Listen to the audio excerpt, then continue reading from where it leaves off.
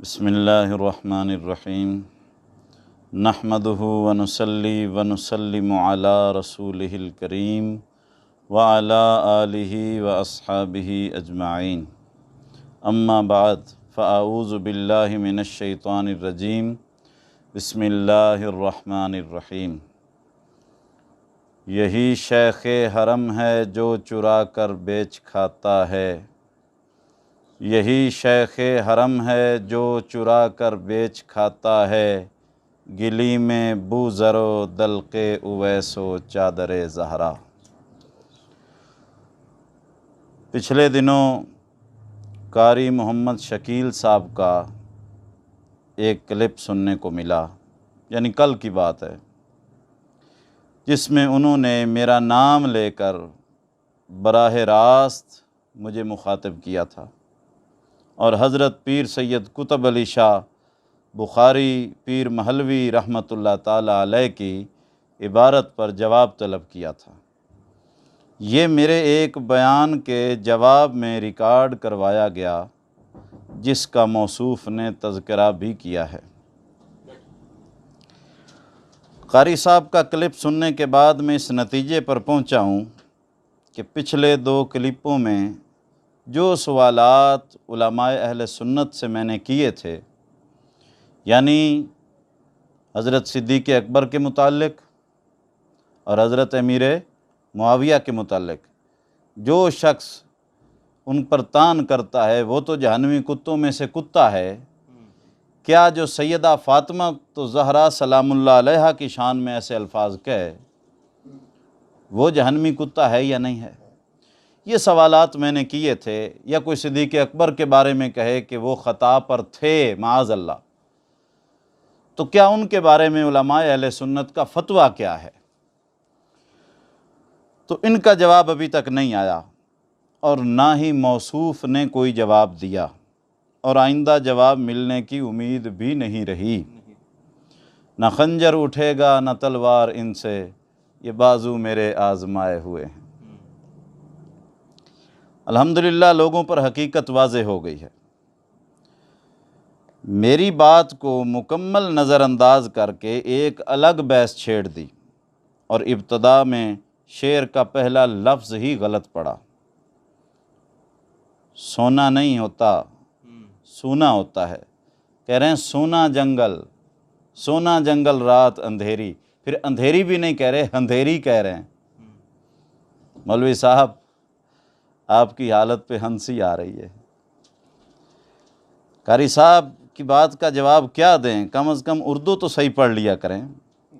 سونا جنگل نہیں ہوتا، سونا جنگل ہوتا ہے، ویران۔ آپ نے کہا آپ کو میری بات اچھی لگی کہ پرایا یا اپنا گستاخی کرے تو فتویٰ ایک ہونا چاہیے۔ جناب آپ کو میری بات اچھی نہیں لگی، ورنہ آپ اور دیگر مولوی حضرات میرے سوالات کے جوابات دیتے، اور جو فتویٰ اس ملعون کے لیے تھا وہی فتویٰ آپ اپنوں پر لگاتے۔ لیکن میں پھر بھی بادل نخواستہ آپ کی تقریر کا جواب دے رہا ہوں تاکہ عوام پر دھوکہ کھل جائے۔ مولوی صاحب آپ نے کہا کہ آپ اور آپ کے حواری پیر سید قطب علی شاہ کو اعلیٰ حضرت کہہ رہے ہیں، حالانکہ میں انہیں اعلیٰ حضرت کہنا چاہوں تو مجھے آپ کی پرواہ یا اجازت کی ضرورت ہی نہیں ہے۔ مولوی صاحب عقل سلیم اللہ کسی کسی کو عطا کرتا ہے۔ پیر قطب علی شاہ صاحب رحمۃ اللہ علیہ ہمارے اجداد کے پیر ہیں، ہم ان کی اولاد نہیں ہیں کہ ان کی وجہ سے ہم سید کہلاتے ہیں۔ مولوی صاحب آپ کا کلپ اتنی بے وقوفانہ باتوں سے بھرا ہوا ہے، میں نے کبھی سوچا بھی نہیں تھا ایسا۔ آپ نے اپنے کلپ میں پیر صاحب کو مجتہد تسلیم کیا ہے۔ مجتہد اپنے اجتہاد میں درست ہو تو 2 اجر، اور خطا پر ہو تو 1 اجر پا لیتا ہے۔ اس بات کو عبارت کے جواب میں یاد کرواؤں گا۔ آگے آپ نے صفحات کو صفات کہہ دیا۔ مولوی صاحب مجھے معافی دے دیں، یہ بحث کا شوق آپ کسی اور سے پورا کریں۔ بہت شور سنتے تھے پہلو میں دل کا، جو چیرا تو ایک قطرہ خون نہ نکلا۔ آپ کی فضول گوئی کا اندازہ تو اسی بات سے ہو جاتا ہے کہ آپ نے کہا کہ ہم تو آپ کو سید مانتے ہیں، لیکن بقول آپ کے رشتہ دار آپ کو سید نہیں مانتے۔ مولوی صاحب، یہ میں نے تو نہیں کہا تھا کہ میرے رشتہ دار مجھے سید نہیں مانتے، میں نے تو کبھی نہیں کہا، تو پھر آپ نے بقول آپ کے کیسے کہہ دیا؟ بلکہ آپ ہی کی صحبت کے 2 مولویوں نے مجھے کہا تھا کہ آپ کی برادری کا فلاں آدمی آپ کو سید نہیں مانتا، اور بعد میں وہ مکر بھی گئے کہ ہمیں غلط اطلاع دی گئی ہے۔ فی الحال وہ کس نظریے پر ہیں یہ اللہ جانتا ہے، لیکن آپ کا مجھے سید ماننا اور اس پر بڑی باریکی سے بقول میرے کر کے رشتہ داروں کا دھوکہ دینا کہ وہ آپ کو سید نہیں مانتے، آپ کے ماننے اور عقیدت مندی کا پردہ چاک کر رہا ہے۔ خیر، میں اپنی ذاتیات کے حوالے سے معاملہ اللہ اور اس کے رسول کے سپرد کرتا ہوں، اور اب میں آتا ہوں اس عبارت کی طرف جو آپ نے شواذ البراقات کے صفحہ 538 سے پڑھی ہے، اور لوگوں کو دھوکہ دینے کی ناکام کوشش کی کہ قبلہ پیر صاحب کا یہی موقف ہے۔ آپ نے پڑھا، جب بنائے دعویٰ ہی غلط اور بے جا ہے۔ مولوی صاحب آپ نے ہے پڑھا ہے، جبکہ کتاب میں ہوئی لکھا ہے۔ جس بندے کو کتاب دیکھ کر پڑھتے ہوئے ہے اور ہوئی کا فرق معلوم نہ ہو، اس کی علمی قابلیت کا اندازہ بخوبی کیا جا سکتا ہے۔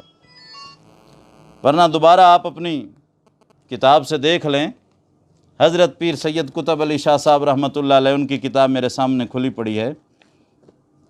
آپ فرماتے ہیں کہ جب بنائے دعویٰ ہی غلط اور بے جا ہوئی، بنا کا معنی بنیاد ہوتا ہے، تو بنا غلط تاثر یہ دیا کہ ان کو جواب دیتے ہوئے پیر صاحب نے لکھا ہے، مولوی صاحب آپ کی خیانت کے کیا کہنے ہیں؟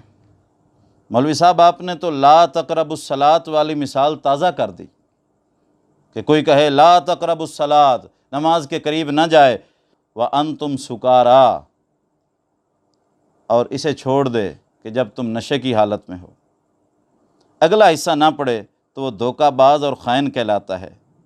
تَكْتُمُونَ الْحَقَّ وَأَنْتُمْ تَعْلَمُونَ، تم حق کو چھپاتے ہو جانتے بوجھتے ہوئے بھی۔ یہی حرکت اس مولوی صاحب نے کی ہے۔ پیر صاحب تو اس عبارت میں شیعوں کا عقیدہ بتا رہے تھے، جو اس نے پیر صاحب کے ذمے لگا دیا اور سیاق و سباق کو چھوڑ دیا۔ اب ہم پڑھتے ہیں وہ عبارت جہاں سے پیر صاحب شیعہ عقیدہ بتاتے ہیں۔ ذرا مولوی صاحب اب اس عبارت کو غور سے سنیے گا۔ حضرت فرماتے ہیں، یہ 538 صفحے پہ، کہ بلکہ یہ الزام تو بعقائد تمہارے، معاذ اللہ، یہ شیعوں کو مخاطب ہے، بلکہ یہ الزام تو بعقائد تمہارے، معاذ اللہ، پیر صاحب معاذ اللہ بھی کہہ رہے ہیں ساتھ، یہ ان کا عقیدہ تھا تو پھر معاذ اللہ کیوں کہتے ہیں؟ بلکہ یہ الزام تو بعقائد تمہارے، معاذ اللہ، حضرت زہرا پر آتا ہے۔ کیوں کر آپ نے اس حدیث کی مخالفت اور فرمان اپنے باپ کے برخلاف کیوں دعویٰ کیا؟ جب حضرت نے اپنے ورثہ سے اپنی اولاد کو جواب دے دیا تو پھر کیوں یہ غلط دعویٰ کیا؟ پس جب بنائے دعویٰ ہی غلط اور بے جا ہوئی، جس کو آپ نے ہے پڑھا ہے، تو پھر ان کا رنج وغیرہ ہونا اور زیست تک کلام نہ کرنا، یہ سب بے بنیاد اور غلط ہوا، اور کوئی رنج وغیرہ کا اثر نہ رہا۔ دیکھو اس تمہارے دعوی خام کے سبب، پیر صاحب تو اس کو دعوی خام کہہ رہے ہیں، یہ تو شیعوں کی طرف ایک الزامی جواب دے رہے ہیں کہ بھئی شیعو، تم جو عقیدہ رکھتے ہو اس کے سبب تو حضرت زہرا کا دعویٰ غلط ہوتا ہے، اور تمہارے اس دعوی خام کے سبب تو حضرت زہرا پر الزام آیا۔ ہاں مولوی صاحب ذرا کان کھول کے سنیے گا اس عبارت کو، آگے سنو۔ ہاں اگر ہم اہل سنت کے موافق کہو تو پھر جناب زہرا پہ کوئی الزام نہیں آتا۔ یہ ہے پیر صاحب کا عقیدہ۔ پیچھے تو انہوں نے شیعوں کا عقیدہ بیان کیا ہے، جس کو آپ نے پیر صاحب کے ذمہ لگا دیا۔ اس سے بڑی خیانت بھی کوئی ہے؟ یہ آپ اپنے قائدین کی سنت ادا کرتے ہیں۔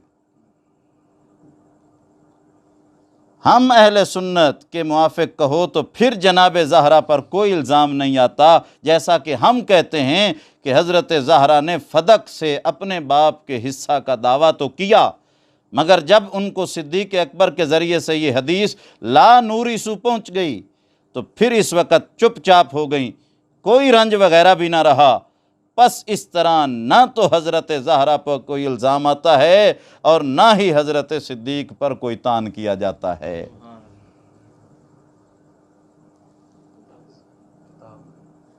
یہ 538 صفحے کی پوری عبارت، یہ ذرا اسے زوم کر کے دکھائیے گا جی۔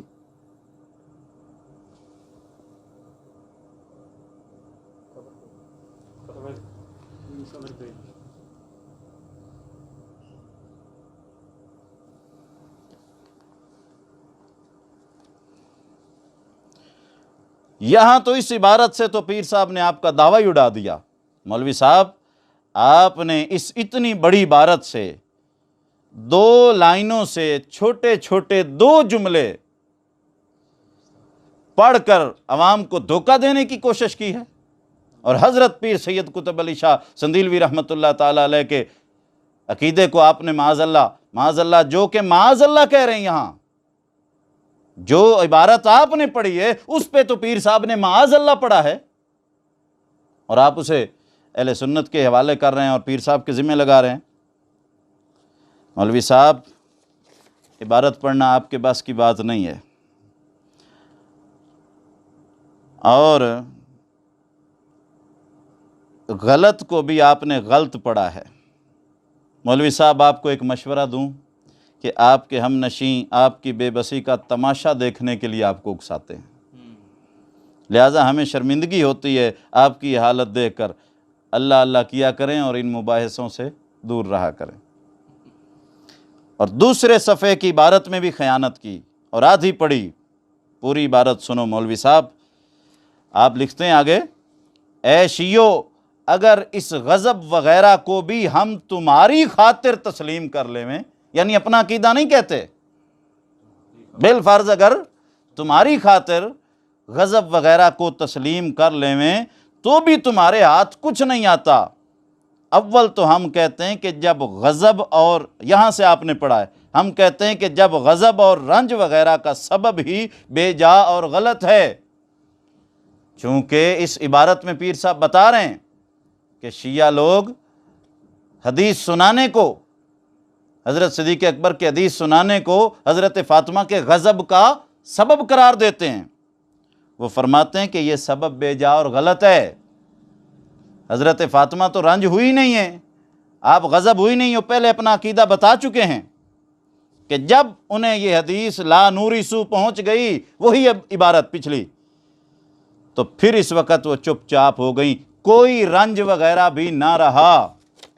یہاں فرماتے ہیں کہ جب غضب اور رنج وغیرہ کا سبب ہی بے جا اور غلط ہے، اور آپ نے آدھی پڑھی، اس میں پیر صاحب غضب کی نسبت حضرت فاطمہ کی طرف تسلیم ہی نہیں کرتے اور تمہاری خاطر کہہ رہے ہیں، اور شیعوں کو جواب دیتے ہوئے سمجھانا چاہتے ہیں کہ چونکہ تم غضب اور رنج کا سبب حدیث سنانا کہتے ہو تو یہ سبب غلط سمجھتے ہو، یہ سبب تم غلط سمجھتے ہو کہ حدیث سنائی تو ناراض ہو گئیں، جو تم سبب بنا رہے ہو ان کی ناراضگی کا کہ انہوں نے حدیث سنائی تو غضبناک ہو گئیں، یہ غضبناک ہونے کا یہ سبب غلط ہے تمہارے عقیدے میں۔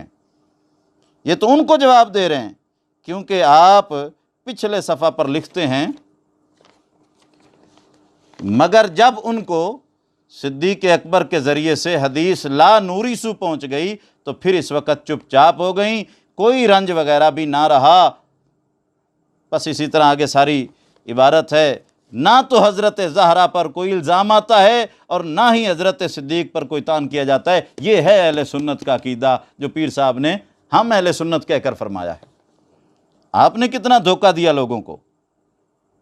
اس عبارت سے تو پیر صاحب بتانا چاہتے ہیں کہ جو سبب تم بیان کرتے ہو وہ بے جا اور غلط ہے، یعنی اگر بالفرض تمہاری خاطر تسلیم بھی کریں تو جو سبب تم بیان کرتے ہو غضب اور رنج کا، ہم کہتے ہیں کہ وہ سبب غلط ہے، اور آپ اس کو الٹا کھینچ تان کر جلالی صاحب کے موافق بنا رہے ہیں۔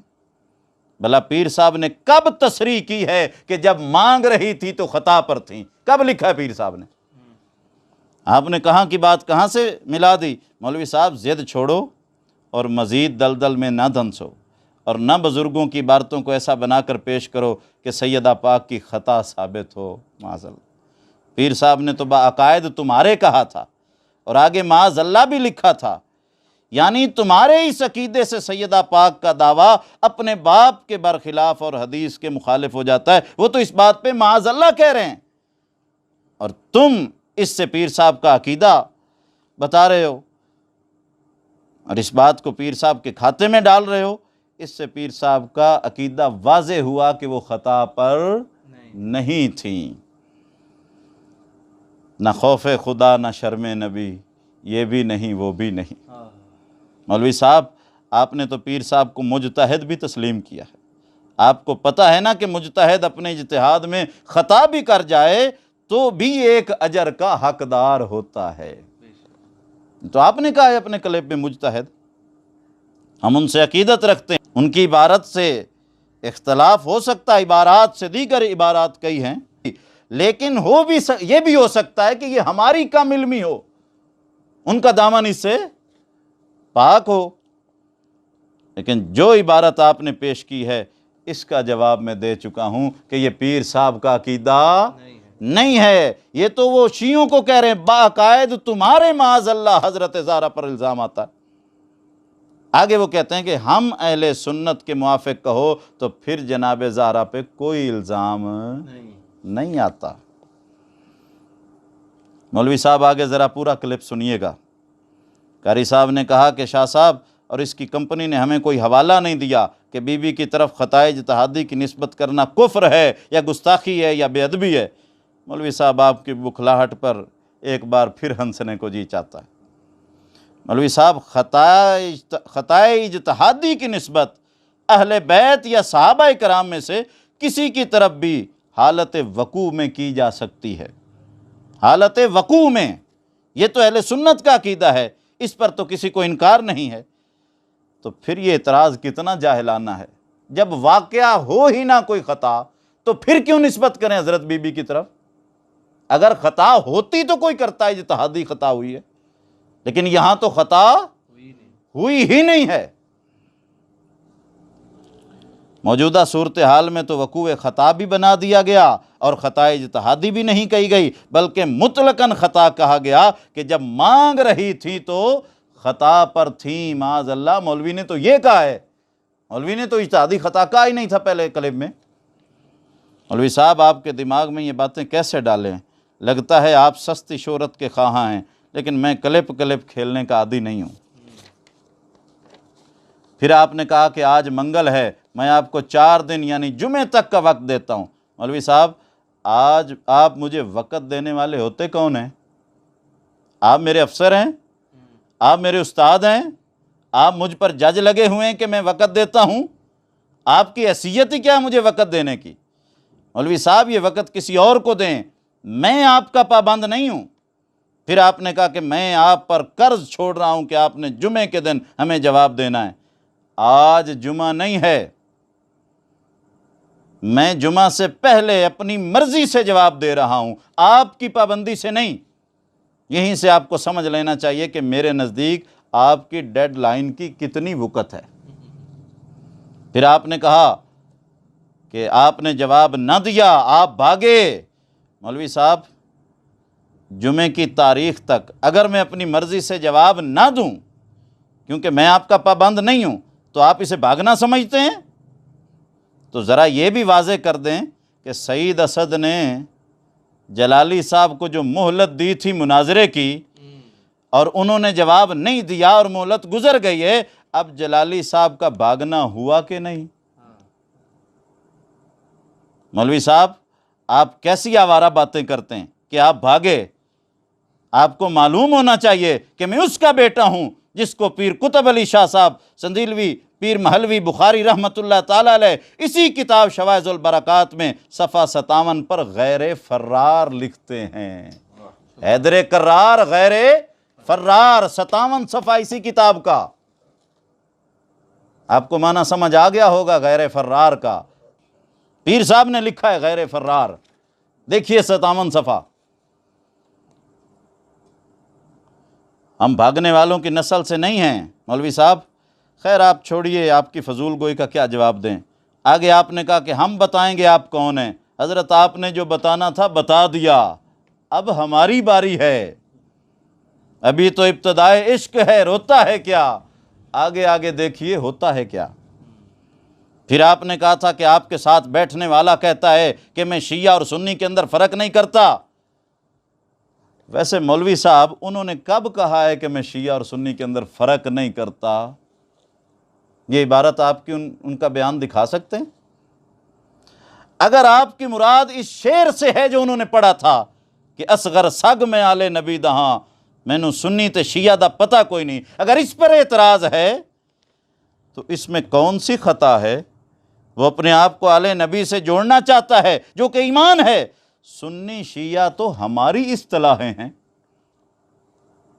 اس میں تو شاعر کہنا چاہتا ہے کہ مجھے سنی کہو یا شیعہ، میں تو محب آل نبی ہوں، امام شافعی کی طرح جنہوں نے کہا تھا ان کان رفضن حب آل محمد فلیشہد الثقلان انی رافضی، انہوں نے اپنے آپ کو رافضی کہا ہے، امام شافعی نے بطور فخر کہا ہے۔ کیا کہیں گے آپ ان کے بارے میں؟ اسی طرح یہ شاعر بھی کہہ رہا ہے، نیز ذرا یہ بھی بتائیں کہ خلفائے ثلاثہ حضرت ابوبکر، عمر، عثمان علیہم الرضوان سنی یا شیعہ کی اصطلاحیں استعمال کرتے تھے؟ وہ سنی تھے یا شیعہ تھے؟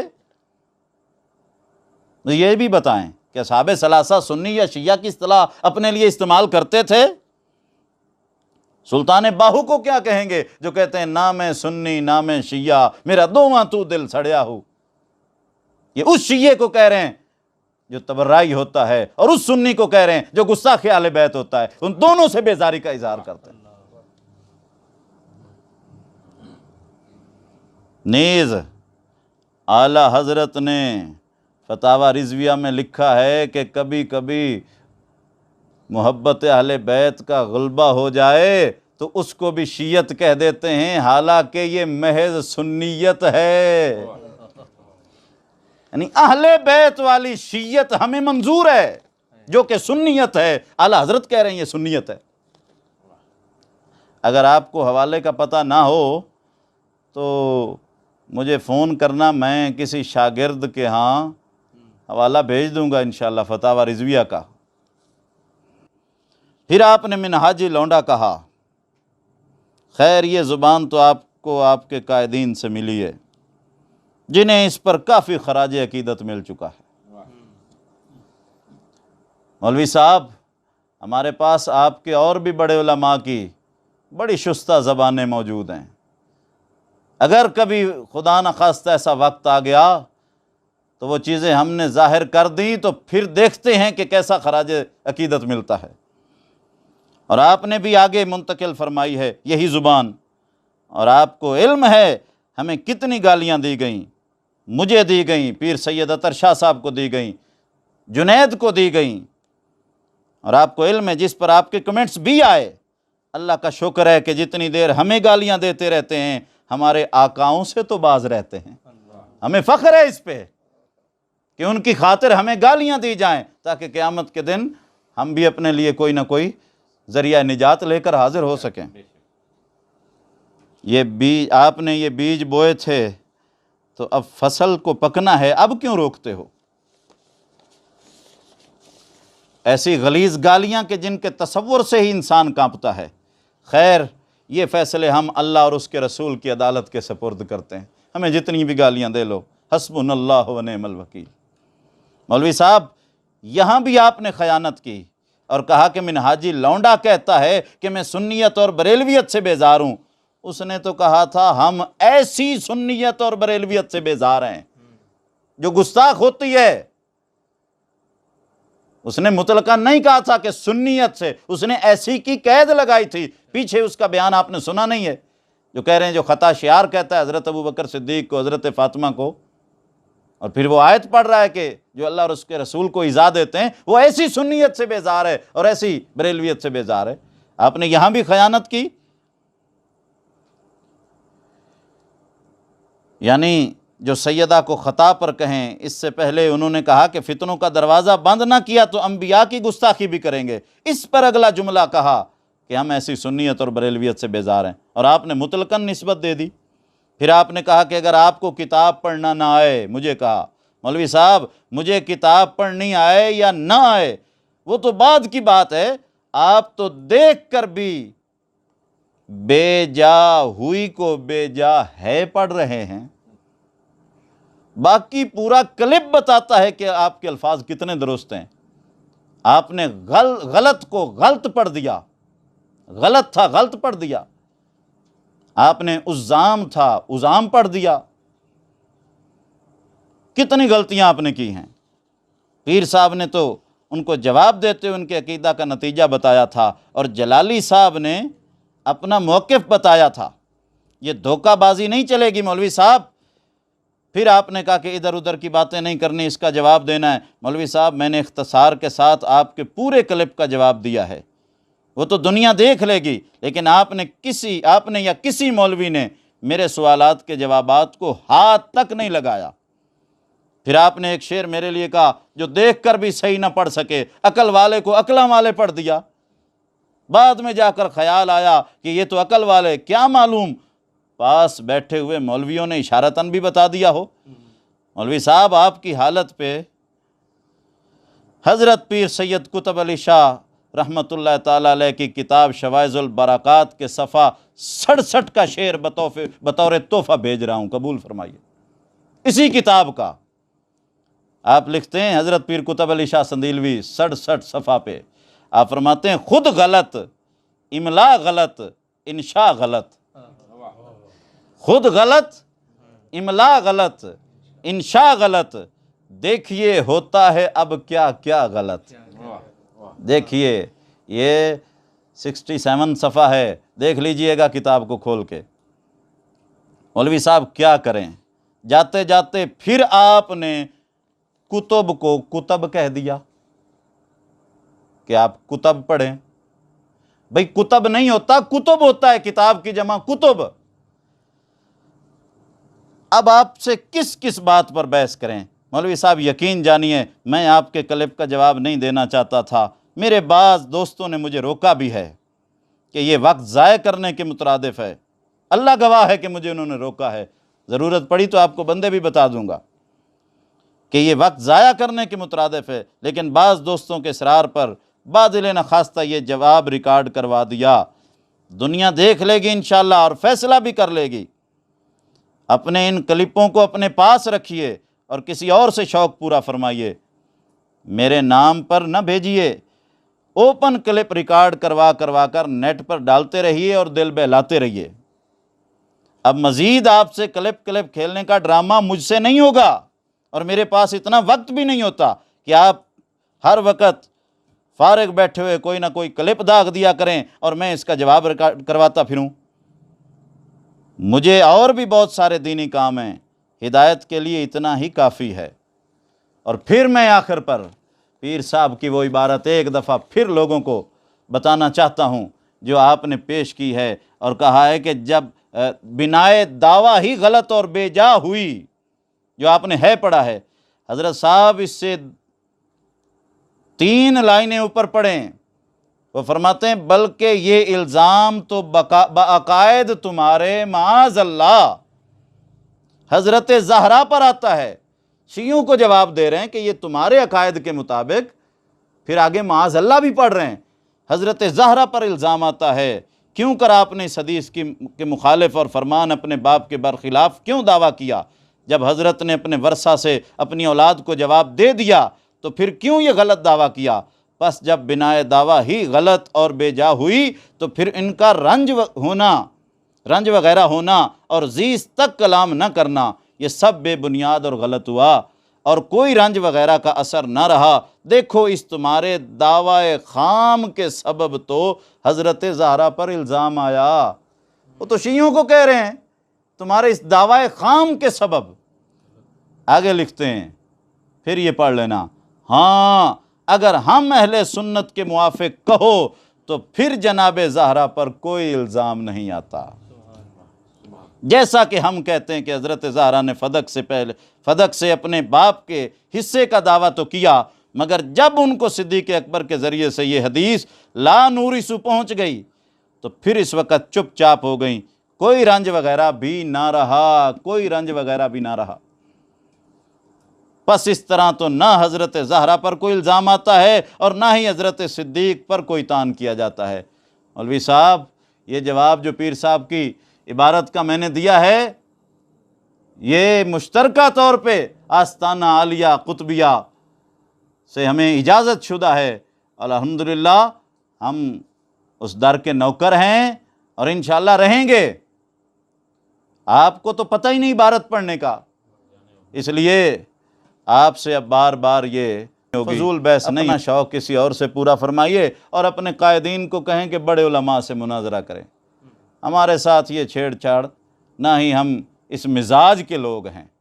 اللہ تعالیٰ آپ کو، ہم سب کو ہدایت کاملہ نصیب فرمائے۔ Truth TV